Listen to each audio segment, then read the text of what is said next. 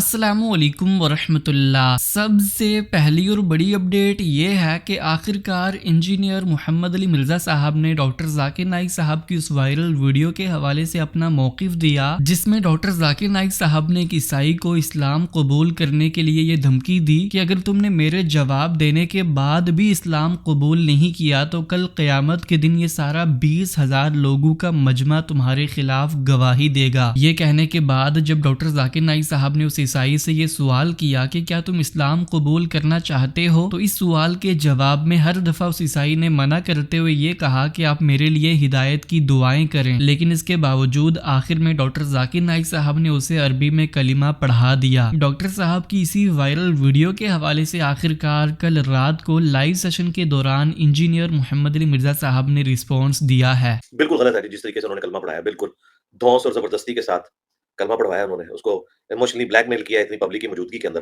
اتنے لوگ شہادت دیں گے کہ ذاکر نائک نے آپ کو دعوت دی، آخرت میں آپ کے پاس کوئی بہانہ ہی نہیں ہے ابھی اللہ کو نہیں ماننے کا۔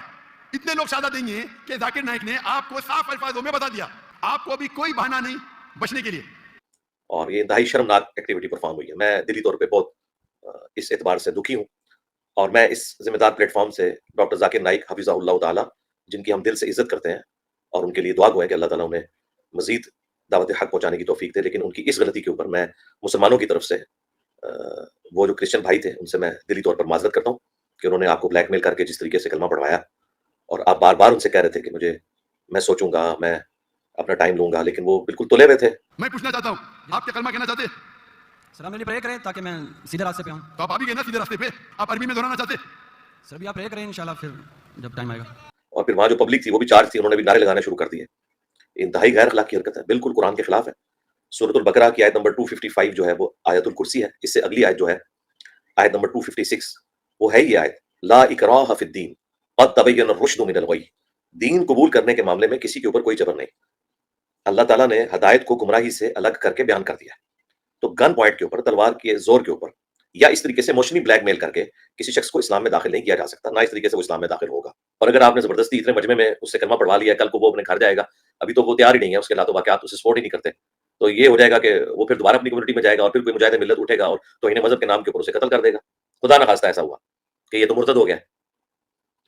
تو پتہ نہیں ڈاکٹر صاحب کو کس نے یہ بات بتائی کہ یہ اس طریقے سے وہ کریں اور کسی کی زندگی کے ساتھ اس طریقے سے کھیلیں، مجھے تو سخت تکلیف ہوئی ہے۔ نیکسٹ اپڈیٹ یہ ہے کہ ریسنٹلی مفتی طارق مسعود صاحب سے ڈاکٹر ذاکر نائک صاحب کے عقائد کے حوالے سے سوال کیا گیا، تو مفتی صاحب نے یہ بیان کیا کہ ڈاکٹر صاحب کے عقائد بالکل صحیح ہیں۔ اسی حوالے سے گفتگو فرماتے ہوئے آخر میں مفتی صاحب نے یہ بھی بیان کیا کہ پوری دنیا میں میجورٹی حنفیوں کی ہے، اور حدیث پاک میں آتا ہے کہ جنتیوں کی 100 صفوں میں سے 80 صفیں نبی علیہ السلام کی امت کی ہوں گی، تو ان صفوں کو حنفیوں کے بغیر تو کوئی مکمل کر ہی نہیں سکتا، کیونکہ پوری دنیا میں حنفی پھیلے ہوئے ہیں۔ باقی ڈاکٹر ذاکر نائک کی کسی نے کہا کہ عقائد میں گڑبڑ ہے، ایسا کچھ بھی نہیں ہے۔ ڈاکٹر ذاکر نائک کے ایک نمبر عقیدے ہیں، بالکل 100%۔ ہاں وہ کوئی بات کہتے ہیں تو ہر آدمی اپنے فرقے کے لحاظ سے لے کے جا رہے ہوتے ہیں۔ ابھی انہوں نے بیان کیا کہ ڈاکٹر اسرار احمد رفع الیدین کرتے تھے، میں بھی بیٹھا ہوا تھا، تو اس سے کوئی فرق نہیں کوئی رفع الیدین کرتا ہے یا نہیں کرتا۔ وہ بتانا یہ چاہ رہے تھے کہ دونوں ٹھیک ہیں، حنفی بھی ٹھیک ہیں، شافی بھی ٹھیک ہیں، لیکن کچھ لوگوں نے ان کے کلپ کو چلایا، دیکھو ڈاکٹر ذاکر صاحب رفع الیدین کو پروموٹ کر رہے ہیں۔ تو ہماری قوم کی حالت یہ ہو گئی ہے کہ جو ڈاکٹر ذاکر نائک کی بات کا مطلب نہ سمجھے، وہ حدیث کا مطلب کیا سمجھے گی، آپ خود سوچو۔ تو ڈاکٹر صاحب تو کہہ رہے ہیں یہ بھی ٹھیک ہے وہ بھی ٹھیک ہے، شافی بھی، وہ کہہ رہے ہیں میرے والد صاحب شافی تھے، کیا ڈاکٹر ذاکر نائک کے والد معاذ اللہ جہنم میں جائیں گے کیا؟ تو وہ تو ان فروئی مسائل کو کم کر رہے ہیں، اور کچھ لوگ کیا کر رہے ہیں، ان کے کلپ چلا کے فروئی مسائل کو اور ہوا دے رہے ہیں۔ جو اہل حدیث ہیں بھی نا، تو وہ بھی تھوڑا چند پشتوں پہ جا کے وہ بھی حنفی، جہلم والی سرکار جو ہے یہ کہتے ہیں میرا کوئی مسلک نہیں ہے، لیکن ان کے ابا کیا ہیں، حنفی۔ ہو سکتا ہے اب حنفی نہ رہے ہوں، دادا پکے حنفی تھے، وہ کہتے ہیں میں منگول تھا، تو منگول سارے کیا تھے، حنفی۔ جب منگولوں نے اسلام قبول کیا تو حنفی ہوئے ہیں سارے، کچھ شافی ہو گئے تھے، زیادہ تر کیا ہو گئے تھے، حنفی۔ سمجھتے ہو کہ نہیں سمجھتے؟ تو یہ ساری قوم جو 99.9% ہے، یہ تو یا تو حنفی ہے یا شافی ہے یا مالکی حنبلی۔ انہوں نے فرقہ واریت سے بچنے کا ایک طریقہ تلاش کیا کہ ان چاروں مکاتب فکر میں جو مرتب فقہ ہے، جو قرآن و سنت سے اخذ کیا، ایک کو فالو کرو، دوسرے کو برا بھلا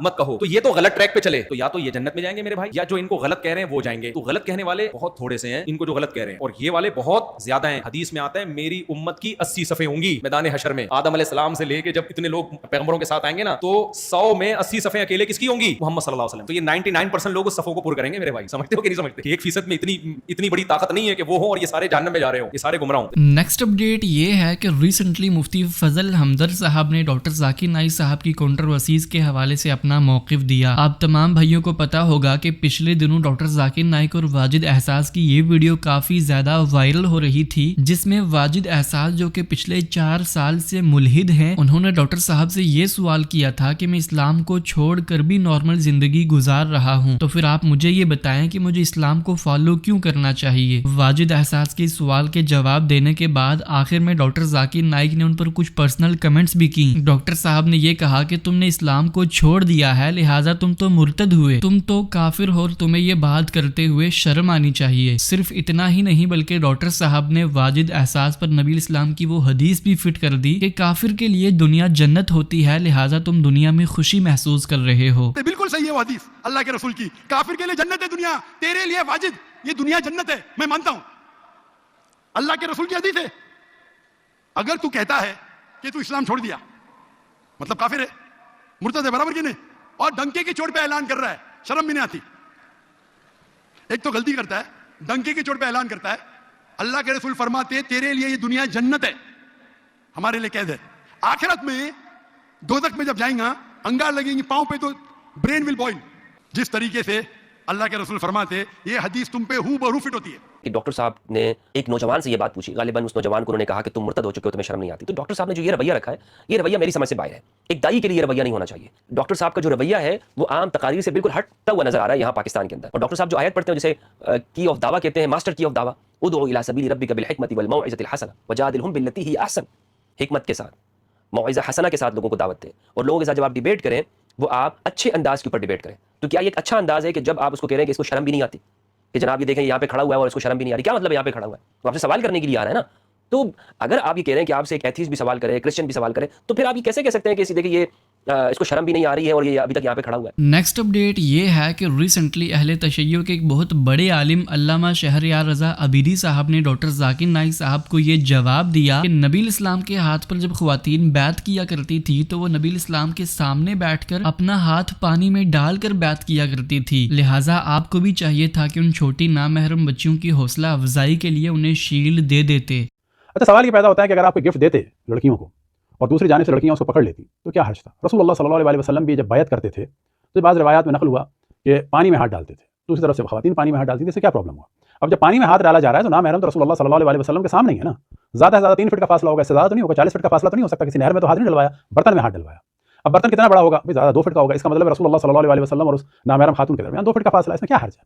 کیوں اسلام کو اتنا سخت بنا رہے ہیں؟ جہاں آپ کا دل چاہتا ہے وہاں اسلام سے کھیلتے ہیں آپ لوگ۔ نیکسٹ اپڈیٹ یہ ہے کہ اب تمام بھائیوں کو پتا ہوگا کہ پچھلے کچھ دنوں سے پورے پاکستان میں پنجاب کالج کی کنٹروورسی چل رہی ہے، جہاں پر بہت سے لوگوں نے یہ فیک نیوز پھیلائی کہ اس کالج کے اسٹوڈنٹ کے ساتھ زیادتی ہوئی ہے۔ یہ خبر پھیلنے کے بعد پورے پاکستان میں ہنگامہ ہوا اور بہت سے لوگ زخمی بھی ہوئے۔ آخرکار اسی انسیڈنٹ کے حوالے سے ہمارے علماء کرام میں سے انجینئر محمد علی مرزا صاحب، علامہ ہشام الہی ظہیر صاحب نے اپنا موقف دیا۔ سیدھی سی بات ہے کہ سوشل میڈیا پہ غلط طریقے سے اس مسئلے کو مس ہینڈل کیا گیا، اور اس مس ہینڈل ہونے کی وجہ سے جو ہمارے صوبائی وزیر ہیں وہ بھی ڈی ٹریک ہو گئے، ادھر بھی جا کے انہوں نے ٹارزن بننے کی کوشش کی، بغیر تحقیق کے انہوں نے اناؤنسمنٹ کر دی۔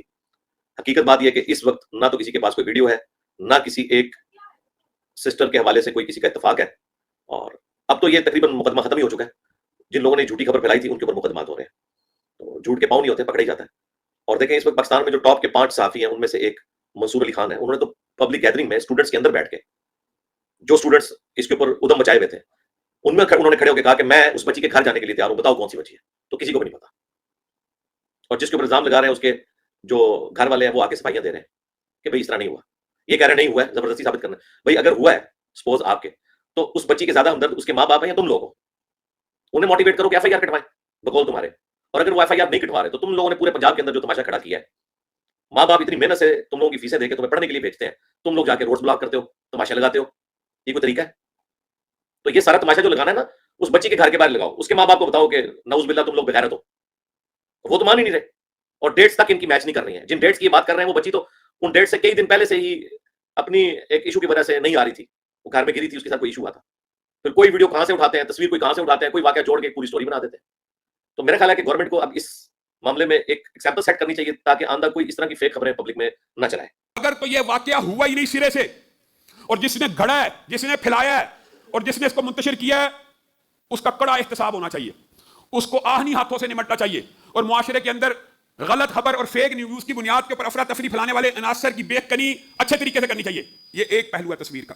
اور دوسری طرف اگر یہ واقعہ ہوا ہے اور اس کے اوپر پردہ ڈالا جا رہا ہے اور اس کو چھپایا جا رہا ہے کہ یہ بہت بڑی شخصیت اس میں انوالو ہے, تو ان تمام افسروں کو بھی کھڈے لائن لگا دینا چاہیے جو پیسے, طاقت, دولت کے سامنے سرنگو ہو کر اس واقعے کے اوپر پردہ ڈال رہے ہیں. نیکسٹ اپڈیٹ یہ ہے کہ ریسنٹلی غامدی صاحب کا پروفیسر جاوید اقبال صاحب کے ساتھ ایک پوڈ کاسٹ آؤٹ ہوا جس میں انہوں نے بہت سی چیزوں کو ڈسکس کیا, اور اسی کے ساتھ میں آپ کو یہ بھی بتانا چاہوں گا کہ ابھی حال ہی میں جاوید احمد غامدی صاحب پاکستان تشریف لائے ہیں, اور غامدی صاحب کے اسٹوڈنٹ حسن الیاس صاحب کا لاہور کی لمس یونیورسٹی کے اندر 23 اکتوبر کو ایک پروگرام بھی ہے جسے ڈاکٹر تیمور رحمان صاحب ہوسٹ کر رہے ہوں گے. یہ تھی آج کی ساری اپڈیٹس, ملتے ہیں اسی طرح کی نئی اپڈیٹس کے ساتھ, تب تک کے لیے اللہ حافظ. السلام علیکم ورحمۃ اللہ.